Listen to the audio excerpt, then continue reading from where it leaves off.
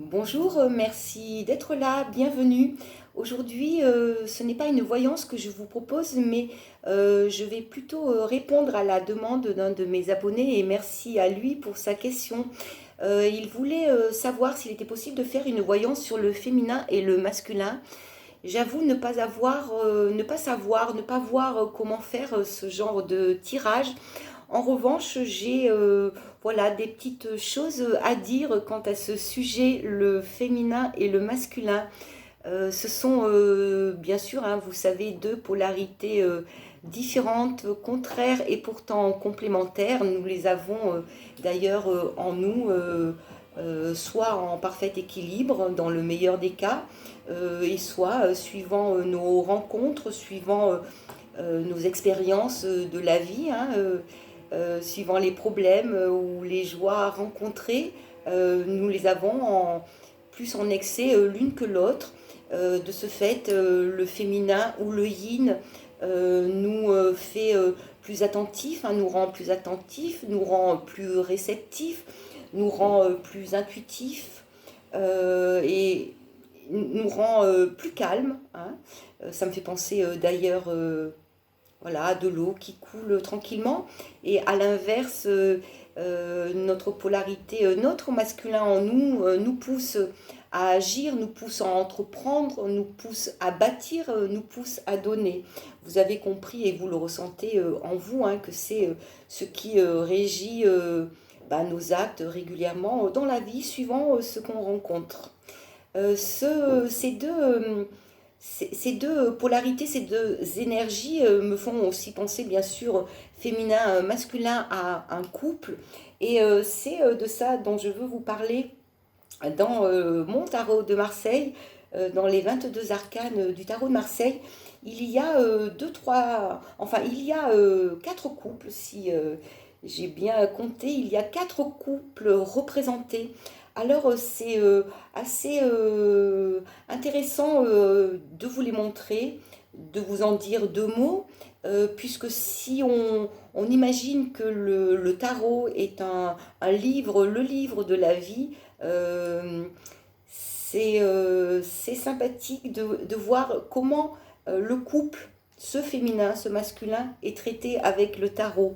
Le premier des couples que je rencontre, que nous rencontrons, si vous avez d'ailleurs un tarot, c'est l'impératrice, l'arcane numéro 3 et l'empereur.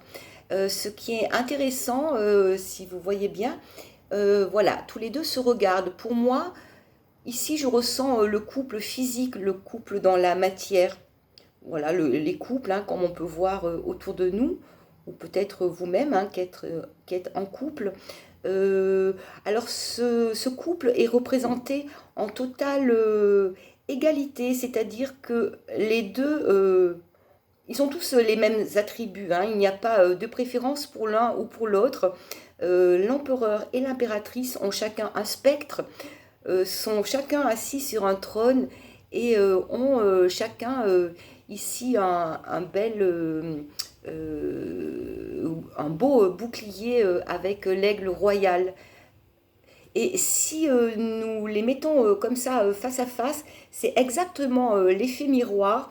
Donc on peut, en tout cas moi je ressens que dans ce couple-là, il suffit de regarder l'autre pour savoir qu'il est exactement notre miroir, donc qu'ils sont exactement semblables et qu'ils se sont bien trouvés. Je vous fais aussi remarquer voilà, que l'impératrice, simplement chronologiquement, apparaît avant l'empereur, hein, 3 et 4. Le second couple que je vois dans le tarot, qui est représenté dans le tarot, c'est la papesse et le pape. Alors pour moi ici, le tarot nous montre le couple spirituel. Vous remarquez d'ailleurs ils ne se regardent plus. Ils n'ont plus besoin de se regarder, ils ont passé un niveau, le niveau de confiance. Chacun, ils sont vraiment côte à côte, dos à dos, mais le visuel, enfin, il n'y a plus besoin de surveiller l'un de surveiller l'autre, de se voir dans l'un ou de se voir dans l'autre. Tout ça est déjà réglé et ils sont sûrs d'eux. Vous remarquez à nouveau que le féminin, donc la papesse, apparaît avant le masculin, le pape. 2 et 5.